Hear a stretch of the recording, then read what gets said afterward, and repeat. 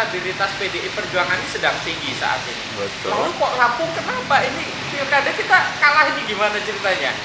Jadi kan kita bicara elektabilitas itu kan kecenderungan orang mau memilih. Tentu kecenderungan orang memilih itu Harusnya kan begini Pak, kalau elektabilitas partai kan kalau bicara elektabilitas partai beda dengan elektabilitas calon. calon.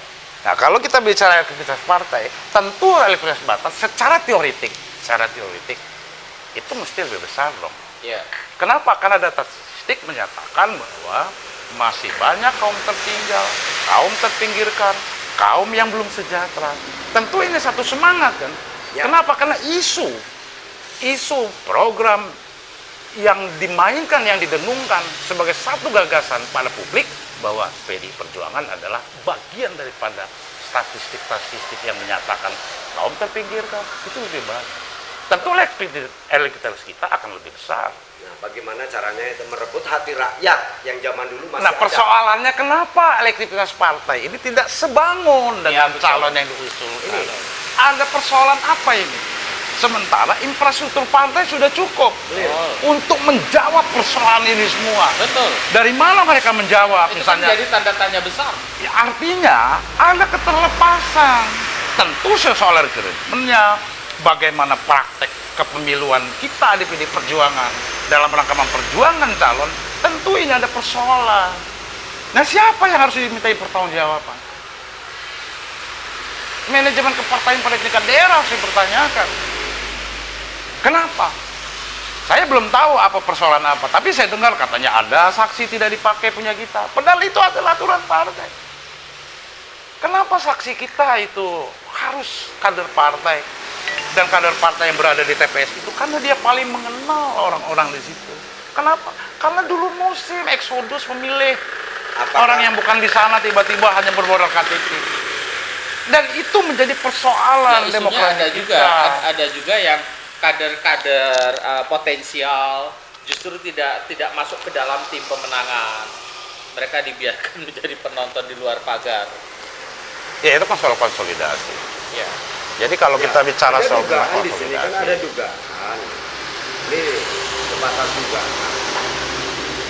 Justru para pengurus yang ada di daerah itu sendiri tidak memahami itu. Maksudnya bagaimana? Ya karena mereka kan orang-orang pendatang baru yang belum tentu tahu perjalanan partai ini bagaimana dulu dan bagaimana sekarang, dan mereka tidak mau tahu itu. Kalau saya hanya melihatnya seperti ini, simpel saja. Banyak contoh. Hal-hal semacam ini kan seharusnya paling tidak, ya jangan semualah. Semua harus anggota baru. Saya juga nggak pengen saya jadi pengurus juga enggak. Tapi mari kita lihat. Sudah sering saya dengungkan jas merah, dan marwah partai kembalikan. Dilirik juga tidak. Ini kan sudah parah. Nah, karena mungkin ketidakmengertian mereka sehingga hal-hal yang semacam ini pun terabaikan. Inilah kira-kira barangkali ya mau nggak mau ya silakan, hasilnya kita telan sendiri, pil pahit tadi. Berarti kita berharap lah, mudah-mudahan ada perbaikan di dalam partai ini. Karena kita akan menghadapi 2024 yang lebih kejam itu.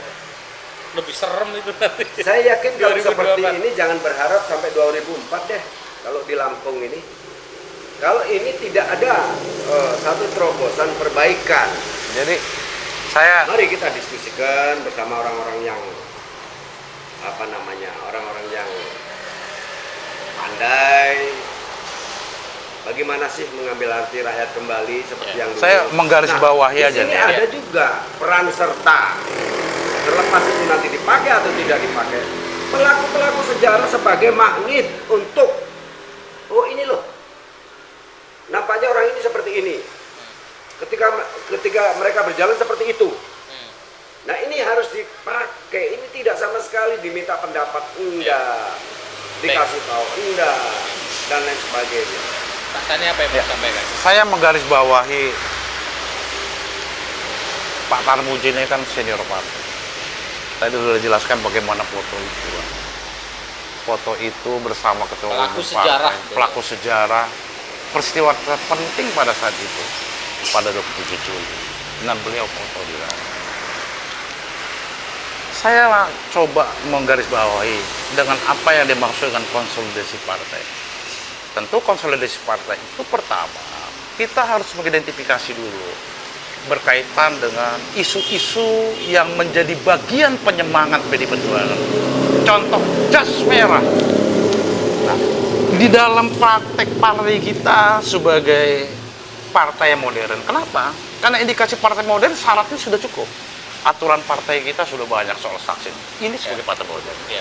Nah, jas merah itu kan sebagai bagian daripada terminologi semangat kita. Nah, tentu ini harus diimplikasikan. Kan kita punya database. Kita punya apa yang disebut itu merit system dalam sistem pemerintahan dan dalam PD Perjuangan juga ada. Ada KTA. Ada mantan-mantan pengurus. Tentu ini harus diidentifikasi. Siapa-siapa. Dan ini yang harus dikonsolidasikan.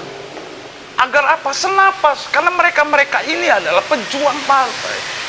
Dan mereka-mereka telah meletakkan semangat kepartaian itu di PD Perjuangan. Dan itu tidak dilakukan di Lampung, Pak. Ya ada apa? Itu saya bilang keterlepasan. Nah, keterlepasan ini banyak akhirnya. Bukan saja tidak senapas dengan apa yang dikehendaki rakyat, tapi juga tidak sebangun dengan garis perjuangan yang telah diperjuangkan oleh pendahulu kita. Maka lupa dengan jas merah. Kalau terminologi jas merah itu saya artikan begitu dalam konteks kepartaian kita hari ini. Dan ini harus dibenahi bagaimana manajemen kepartaian kita, terutama di Lampung. Karena kita punya kewajiban di Lampung. Karena kita kader partai di Provinsi Lampung. Ya. Itu menurut saya. Oke, closing statement. Apa yang mau disampaikan? Ya, saya sampaikan sekali lagi, saya masih tetap pada satu tujuan untuk membesarkan bendera ini, partai ini. Salah satu, saya tidak ingin juga saya harus dengan saya sendiri. Ada contoh teman-teman seperjuangan saya juga masih banyak yang masih bisa dimintai pendapat. Bagaimana sih? Jangan semua orang baru, jangan semua orang baru. Yang notabene memang mereka sendiri nggak ngerti partai itu seperti apa. Nah ini harus dibenahi. Saya sangat sependapat dengan Pak Sani bahwa ini ada yang terlepas, ini yang terlepas, nggak usah pakai ini ada yang terlepas, itu yang terlepas. Oke, closing statementnya, Pak. Kalau bicara keterlepasan, kita bicara soal manajemen partai. Bahwa manajemen partai itu jelas harus senapas dengan aturan dan ideologi partai. Nah, keterlepasan secara yang saya maksud tadi perlu dikritik, perlu dikoreksi. Siapa yang harus kita koreksi? Penanggung jawab politik partai di Lampung adalah DPD partai. Ada ketua partai dan ada sekretaris partai. Konteks kepartaian PD Perjuangan. Kalau partai lain mungkin berbeda. Karena DPD, ketua DPD itu adalah pemimpin politik. Bagaimana mengoperasionalkan kebijakan politik yang sejalan dengan DPP partai, itu ada di sekretaris partai. Nah, kedua orang ini harus dimintai pertanggungjawaban. Apa sebab keterlepasan ini terjadi? Oke. Baik. Itu, Pak. Sebenarnya- Dalam rangka apa? Iya. Penguatan kembali. Ya.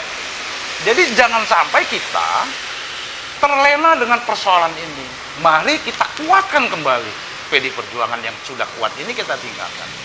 Tapi kalau manajemen kepartaian ini tidak kita ingatkan dan tidak kita koreksi ketua dan sekretaris ini, maka apa yang kita harapkan penguatan PD Perjuangan itu nanti tidak mencapai apa yang kita harapkan. Karena semangat dan cita-cita kita sebagai anggota partai sampai hari ini masih membara. Yes. Masih. Ya. Dan meletakkan PD Perjuangan sebagai alat perjuangan Ya. ideologi. Menariknya adalah semangat perjuangan itu masih selalu membara. Ini dalam rangka penguatan, dalam rangka penguatan, bukan sebaliknya. Baik. Dan jangan kita diterminologikan dengan kita diskusi ini bahwa kita adalah bagian yang memperlemah. Justru kita adalah bagian memperkuatkan. Makanya bagian yang menguatkan. Jangan cabut dari akar ideologi kita.